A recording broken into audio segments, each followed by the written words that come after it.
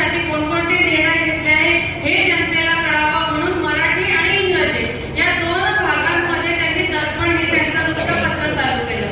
म्हणजे सर्व जनतेमध्ये एक जागरूकता निर्माण व्हावी यासाठी हे वृत्तपत्र असतात आणि हेच काम आपण सगळे करतात. खरंच आपल्या सगळ्यांच्या कार्याला हॅट्स ऑफ. आणि विशेष म्हणजे हे करत असताना समाज कार्य सुद्धा याच्यासोबत चालू आहे. आज आपण या ठिकाणी रक्तदान शिबिरचं कार्यक्रमाचं आयोजन केलेलं आहे.